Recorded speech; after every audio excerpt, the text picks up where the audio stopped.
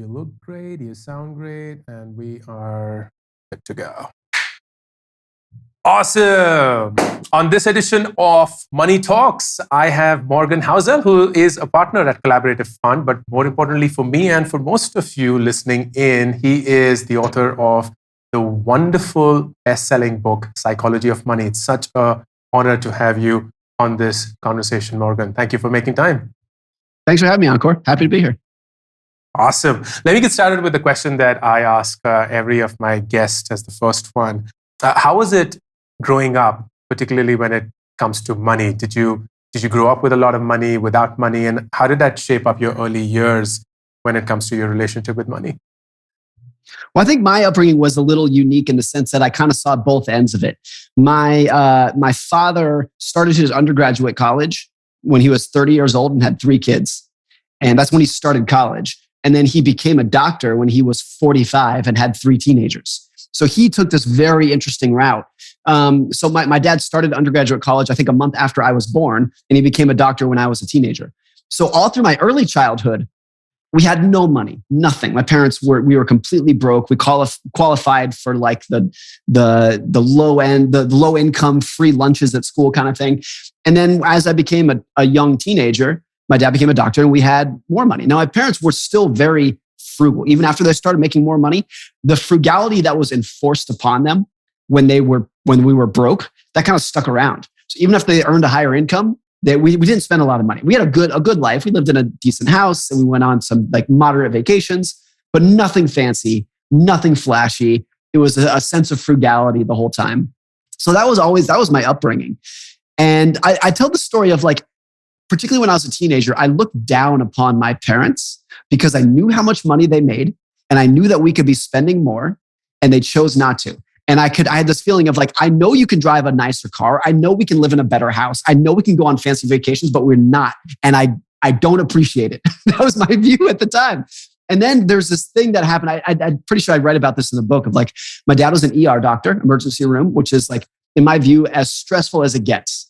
Because it's literally people dying in front of you all day, every day, people dying in your arms. So he did that for 20 years or 25 years and he burned out. He was just like, I've had enough. I've done enough of this. And he just quit. He just left one day. I mean, not one day, like it was a little bit planned, but it was not part of his grand plan. I think he originally wanted to do it for a little bit longer, but he got to a point where he was in his 60s and he just said, I'm done with this. I'm out. And I realized it was that moment when he was like, just at the very moment he wanted to leave, he just left. And he could do that because he had saved up so much money. And that was a big moment for me of being like, now I get it. I looked down upon you because we didn't drive a Porsche, but now I get it. You weren't spending that money so that you could control your time. So that the moment you were burned out from work, you could just be like, I'm out of here, I'm done. And I saw how much happiness and pleasure it brought to my parents. And now they've been retired now for, I don't know, 5 years, maybe 10 years, something like that. And they're as happy as they've ever been in their lives that I've seen them. And that was, they were able to do that because they were so frugal. And my dad had all these colleagues, these other doctors who earned the same amount of money as him that did live in the big house, that did drive the Porsche, that did send the kids to private school. And they also want to quit. They're also burned out and they can't. They got to keep working. They have no control over their times. The other thing that sticks out, I'll try to keep this short, was my first job. I was a valet at a fancy hotel starting in Lake Tahoe, and then I moved to Los Angeles. But that was my first experience of seeing very rich people, of these people driving into the hotels in Aston Martins and Bentleys and Rolls Royce and Lamborghinis. And I'd never seen that before. It was just like a different species that I had seen. And they come in and I would just be like, wow, look at that. And I had this feeling of like, I want to be that. The guy driving the yellow Ferrari, that's who I want to be. And it's funny now because it's like, I don't want that in the slightest anymore. But that was another defining moment of like, oh, there's another level of wealth that exists that I did not know exists and I want it. That experience in my early 20s was pretty powerful as well. That is such a fascinating, incredible anecdote, man. Thank you for starting with that. When you were, and I'm fascinated about this period where your dad joined undergrad a month into your world's existence. And then when you were a teenager, you became a doctor. So that period would have been, as you also pointed out, difficult period. Did that Did it make you hate money? Did that make you crave for money, become like this, I'm going to make so much money that I don't have to ever go through this again? What was the overriding emotion? Well, I was so young. So, think about the time when my father was in medical school. My mom was in nursing school during that period. My dad also, and my dad and my mom, they tell the story about as my dad was wrapping up medical school, they still could not fathom a day when they would be making more money. I think they had just become so used to being broke that even though they knew it was coming, they couldn't really fathom it. And when it started happening, they didn't really know what to do with it. It was just, it was so accustomed to their lifestyle to be frugal and to be scraping by that when it abruptly shifted, they didn't really know what to do. It was such a shock and a surprise when it happened. Wow. And I've heard you state this in conversations earlier that it was somehow obvious to you you wanted to do something in finance. Where do you think that came from? Or was this something that was just fascination early on and that got on? Oh, I think I knew exactly where it came from. It was being a valet at that hotel when I was 19 or 20 and seeing these rich people and being like, I want to be that guy. And I started to get to know them. And the huge majority of them worked in finance. Like the people who came in Rolls Royces and Ferraris. And I think it's funny now because, I fell in love with finance. That was what pushed me through the door. But then I just really fell in love with the process of it. And I think why I liked it was at first, and to most people, it seems like a math-based field. I really quickly got over that because I'm not really an analytically minded person. I'm not great with math and data. It's like, it's not really my thing. But I loved watching how people thought about money and how they thought about their social aspirations. And the guy driving the yellow Ferrari, how he was trying to show off in front of everyone else and how people were trying to climb the social ladder. And the psychology of money is really what I loved from the get-go. I think a lot of this was because my first kind of introduction into the stock market was the early 2000s during the dot-com bust. Not the boom. During the boom, I wasn't paying any attention. I was too young. I didn't really care. But during the bust, 2001, that's when I started getting interested in it. And so all these people who I was looking at, including the people who came into the hotel, were like, their portfolio was down 80% in the past year. And watching how they justified that and what that did to them, what that did to their psyches was really fascinating. And then, so that was my first introduction. And then as I started getting really into it, which is when I graduated college, I graduated in 2008, which is the financial crisis. And then, so that's my other, my professional entrance into finance was everything is collapsing. Everything is melting down. We're all broke. Nobody has any money anymore. And seeing what that did to people's mindsets too was like, oh, that's really interesting. And I always think about that with my own money too, for my wife and myself. Like, we do calculations? Do we do forecast? Like, yeah, I guess to some degree, yes. It's not that we're oblivious to the analytical side, but the huge majority of what I think about for our own money is just like, how can we use this little pot that we have to make us happier? It's not about making the spreadsheets happy. It's not about like, oh, is this all maximized according to Excel? It's just like, are we happier because if we have this? Can this let us do something that would make us happier? So even not just watching other people, but I think for us as well, it's just what's going on inside of our heads. Who cares about the spreadsheets? What's going on inside of here? That's all we care about.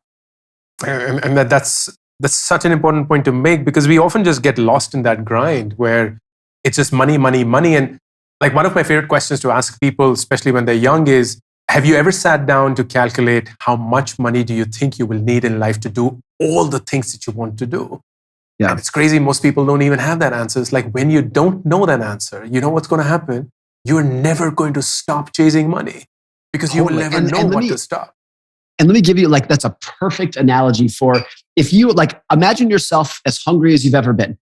Just like you haven't eaten today and you just went for a 10-mile run and you're starving. If I asked you, how much food would you need to satiate yourself? You could answer that. You would know. You'd be like, oh, if I was as hungry as I've ever been, if I had a plate of food that was this big and this tall, I would be completely content. Everyone knows that. If I said, if you are as thirsty as you've ever been, how much water would you need to be satiated? You'd be like, 2 glasses. Even if I'm very thirsty, 2 glasses, I'm set. So people know those figures. But if you ask them with money, they might be like, it might be $1 million. It might be $10 billion. They're so off about what they would need. So even if in other areas of life, they know what they need to be satiated, for money, complete blind spot. That's incredible. Did you have a figure growing up in your mind that you wanted to get to? Yeah, I think so. I remember being in college and thinking, if I had $100,000, all my problems would go away. But here's what's interesting. I think there was some truth to that, because I didn't say I would be content. I didn't say I'd be happy. I would say my problems would go away. And I think a lot of the problems of like, what happens if I lose my job? What happens if I need a new car? What happens if I get sick? I think at $100,000, a lot of those do go away. So you're not content. It's not that you don't aspire for more, but I do think that's kind of, in my mind, that was the threshold of stability. And I think that was kind of right. And now as the years have gone on, there are bigger numbers of like, how much would I need to be content? And that's when everyone, including myself, tends to fool themselves. It's a much harder problem. I think my wife and I are pretty good at enough, having like, of being like, okay, if we have this amount, then like not much in our life changes after that. If we gain more from that, not much is going to. We're going to live in the same house, same car, same clothes. But there's still, it's harder. It's hard for everyone, I think, to totally get the goalposts to stop moving. And that gets back to, like I said, social comparison. For most people, once you earn more money or you have a higher net worth, you tend to like shift your gaze outward. And before, you were comparing yourself to this person. And now once you surpass that person, you start comparing yourself to that person. You just keep looking at other people. I think that goes on forever. You can imagine someone who's worth $10 billion, like unfathomable to me and you. And they're looking at Elon Musk, who has 250 billion. So it's you just keep shifting your gaze to somebody else. And that's why it's so hard to get that goalpost to stop moving. I so get that, man. You've mentioned your wife quite a few times, and I do believe that a large part of how you think about money is also how your life partner thinks about money, and it's very rare to find some sort of symmetry, some sort of synthesis around that. Is that something that you guys have worked on, or it just happened, and that's why you're together? I think there is a lot of luck in that. We haven't worked on it. We don't have a budget.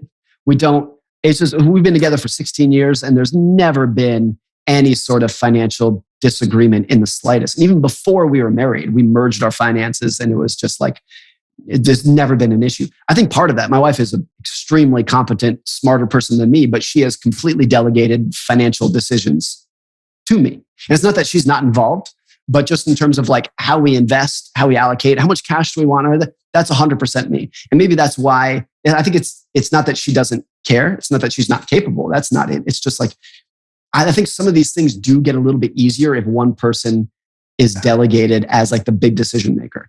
And that's kind of hard, because there should be total equality. This is our money, and these decisions affect her as much, if not more, than they affect me. But I think there are a lot of things where it's like decisions get easier, particularly decisions where there's no one right answer. It's kind of a fuzzy area on what's the right thing to do. Like, you could do this, you could do that, doesn't matter. They get a lot easier when there's one person who's making the big decisions. And I think a lot of financial disagreements among couples are when you have equality among decision makers and there's no one right answer. It's not 2 + 2 = 4. It's like, you could go this way, you could go that way. And you have the husband and the wife who want equal say in it, and there's no one right answer. That's when it's like you get these perpetual disagreements. That could be the source of a lot of heartache. Yeah, it could be. And also as parents, I'm curious how you're even thinking, if at all you're thinking, that your kids should have a sound awareness of what money is, particularly around the psychology of it. Are you doing something specifically to hone that, or is it something that you believe will happen on its own, natural door?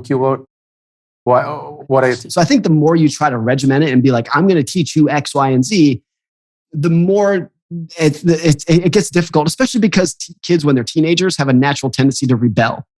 So if I sit them down and say, here's what you need to do with your money, here's the right thing to do, naturally they're going to say, okay, I want to do the exact opposite of that.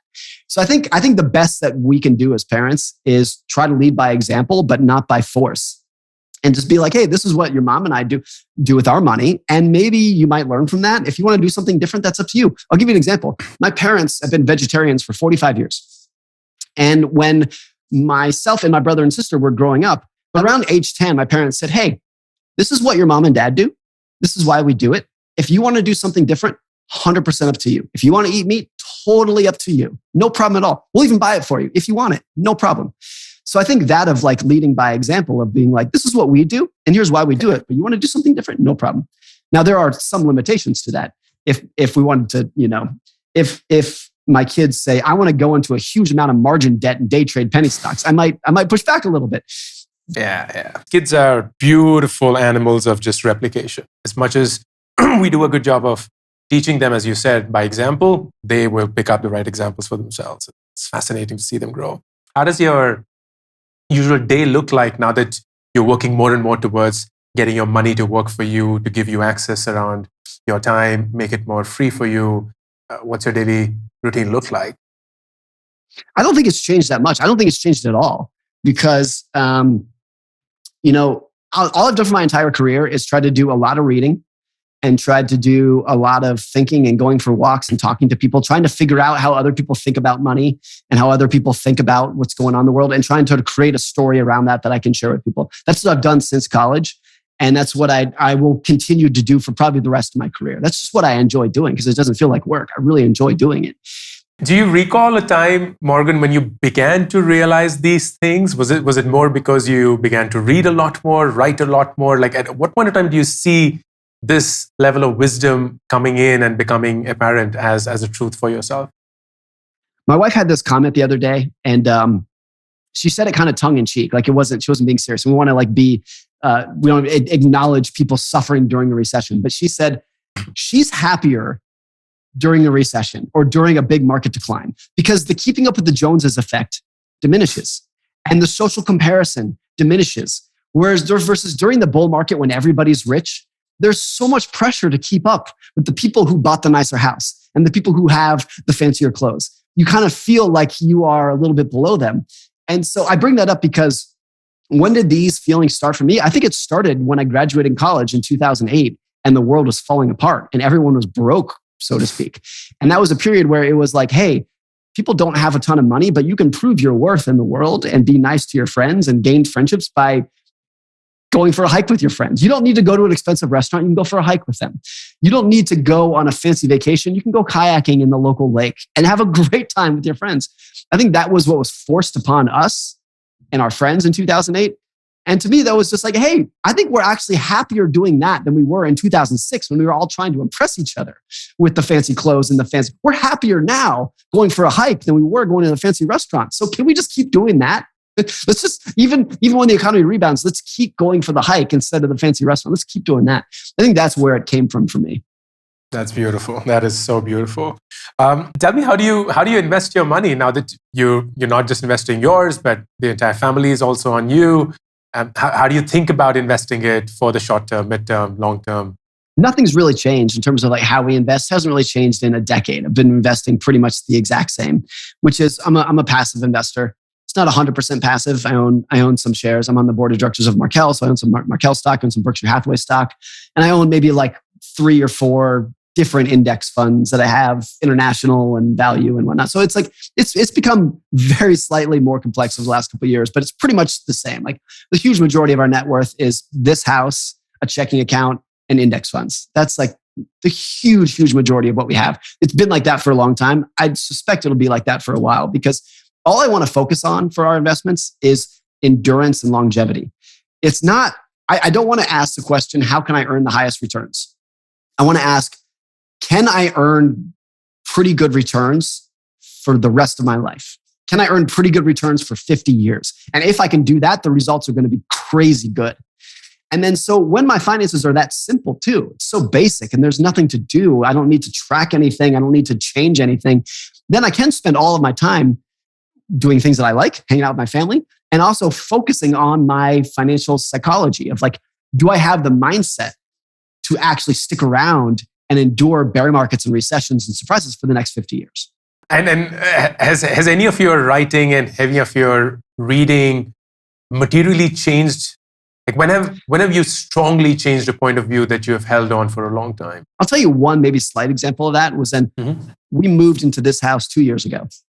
And this house was 50% over our budget at the time.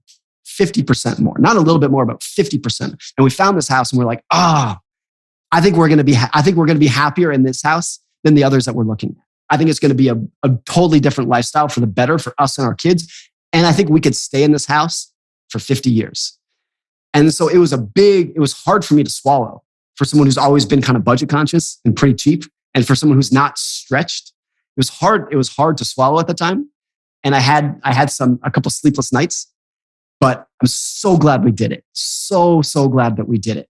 So I think that's important that when you have a frugal mindset, that on occasion, you are able to look at everything in totality and say, this one time, I'm going to splurge big time on this thing, and it's going to make me happier. It's not because I'm going to show it off to my friends. It's not because people are going to think I'm cooler. It's that like, this is going to make my kids and my wife's and my life better. And therefore I'm going to splurge. I think a lot of people who are not able to do that, they just get stuck in the frugal mindset forever for everything and are never able to realize when you can use money to treat yourself for a better life. I think those people can be a little bit just kind of stuck in a depressive gray zone. My parents too, for all of their frugality and where that brought them to, they know how to once in a while write a big check for something that's going to make them really happy. So it's important to do that. And that's one thing that, I don't know if that was a change in my mindset, but at the time it felt like I was breaking away from the foundations that I had. But in hindsight, that was one of the best things that we did. I'm so happy for you for that. I want to switch gears, Morgan, and talk about your writing, something that I've been fascinated with for a really long time. Long before your book came in, I've been following it. And that was largely around, I believe, 2016 when I discovered you on the Collaborative Fund blog. One, I was mesmerized by the consistency with which you were writing, because this wasn't like Seth Godin short form, come out every day.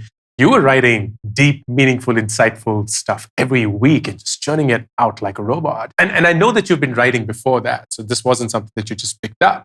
But was this like a commitment you made that I want to be consistent? Is that something that comes naturally to you? Is this something that you forced upon yourself? How has that process worked for you, and why did you choose that process? Yes. Well, before 2016, when I joined Collaborative Fund, I was at the Motley Fool for almost 10 years. And at the Motley Fool, particularly in my early years, you mentioned like not the short form daily stuff. In my early years of the Motley Fool, I was writing 3 articles a day, every day. And I did that for years and years and years. And they weren't any good because I was doing it so quickly. It was just, I would wake up every morning and be like, okay, I need to churn this out. I got to get it done.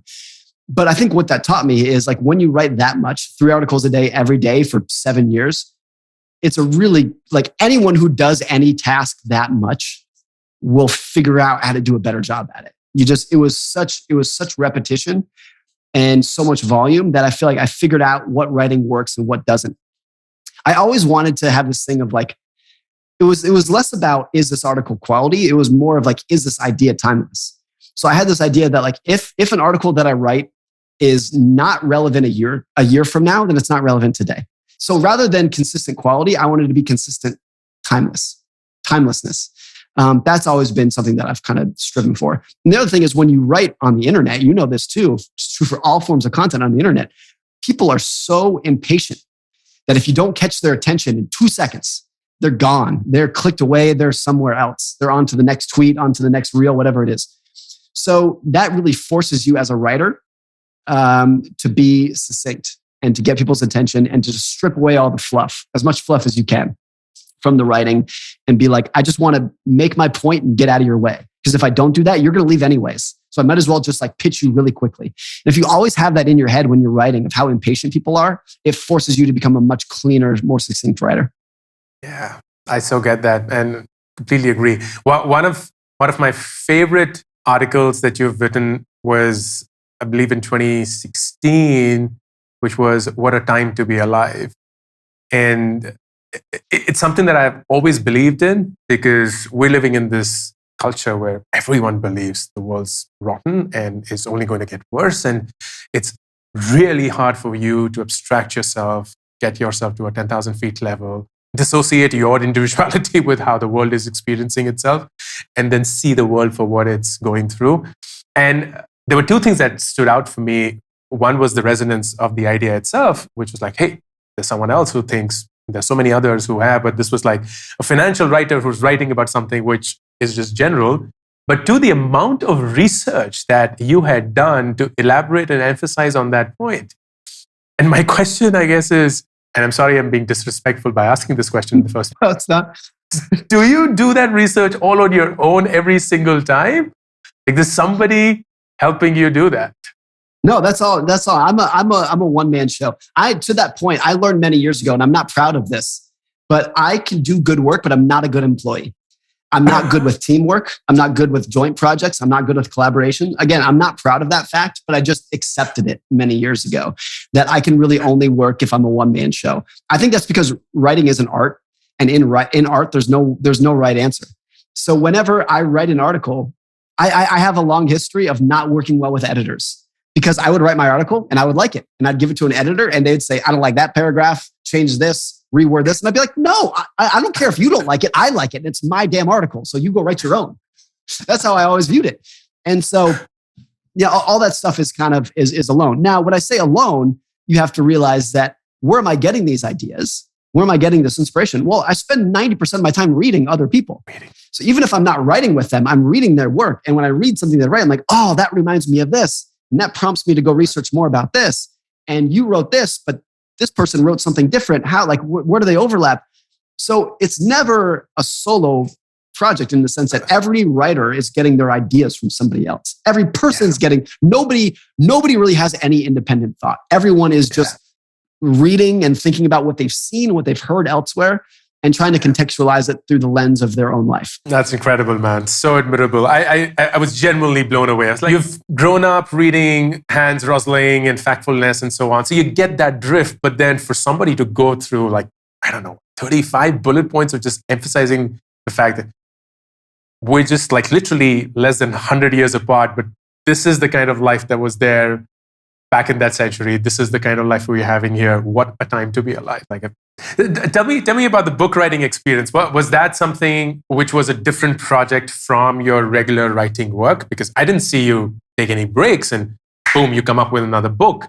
While I do see the book to be a beautiful mirror image of a lot of the blog posts in general, so there is clearly a lot of transferable work that's happened, but was that like a separate project or how? No, not really. I mean, not every, but the majority of chapters in the book were at least inspired from a previous blog post that I had written. Some of which I wrote 10 years ago. And I'm sure you would say the same. It's never really clear what's going to work and what's going to resonate with people. When I write an article, I still don't have a really good idea of is this good or not. And so what was really important is when I sat down to write the book, I was like, let me pick topics that did resonate with people, that I know people liked. They were already tested in a blog post. Okay, I know people like this topic. I frankly didn't think it was that good, but other people liked it. Apparently this caught on with them. So let's use that topic for a chapter. Now I started off that process doing it all wrong. I started off by saying, okay, most of my blog posts are 1,000 words. And in a book, an average chapter is 5,000 words. So let me try to write a bunch of 5,000 word chapters because that's what most books are. And I started doing that and it did not go well. It really didn't go well. I had a year to write the book. And after 10 months, this is true, after 10 months, I had 2 really shitty chapters, neither of which ended up in the book. That was after 10 months of working on it because I was trying to reinvent the writing process. I was trying to be like, okay, normally I write blogs, but now I'm writing a book. I gotta blow it up and reinvent it. And I didn't have that skill. I just wasn't really good at that long form writing. So out of desperation in the end, I was like, you know what, screw it. I'm going to write a book of blog posts basically.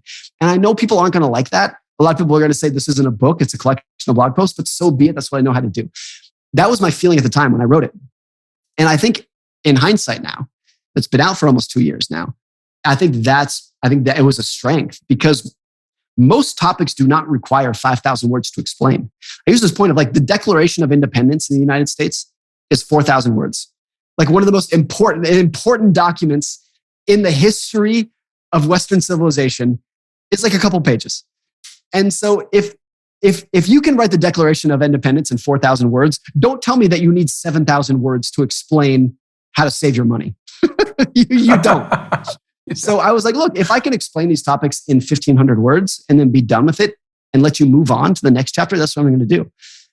And I think that's one of the ways the book distinguishes itself. It's like, I try to make minimal fluff. I'm not going to say there's no fluff, but I try to make it as minimal as possible. I try to just make my point and get out of your way and move on to the next chapter. And I think that's what a lot of people like about it. That's awesome, man. No, I have to say that is indeed a strength. When you pick up a book on money, you're expecting long chapters, you're expecting terminologies, complexities, and in almost a rude manner, the author to say, hey, if you don't get it, you're not fit for this book, so you might as well drop it. But There are very few money books that are inviting, and that becomes a rewarding journey. Psychology of Money is hands down one of them. Great. Thanks. We're nearing the end, Morgan. So I want to have a rapid fire, 5 questions, whatever comes to your mind first, and that'll be a close and a wonderful one at that. Number 1, if you had to pick between money and power, what would you pick, Morgan? Money, for sure. Money, 100%. Awesome. If you had to pick between speed and perfection? Oh, God, that's good. That's a really tough one. Probably perfection. But I'm like 51-49 on that answer. I can sense that. Hand on heart, how many copies did you think Psychology of Money would sell when you wrote that? Our first print run was 5,000. In my head, and because we thought that's probably pretty good. In my head, I thought if this gets to 25,000, that is a massive success. And I had these dreams of maybe in an alternative universe we could get to 100,000. And I think next month we'll hit 2 million. 2 million. Oh my God. That is unbelievable. Awesome, man. I love that. I give you 2 choices, Morgan. One is to take $100 million right now, or 2 is to go back to when you were 20 with everything that you know today. This is another really hard one. These are great.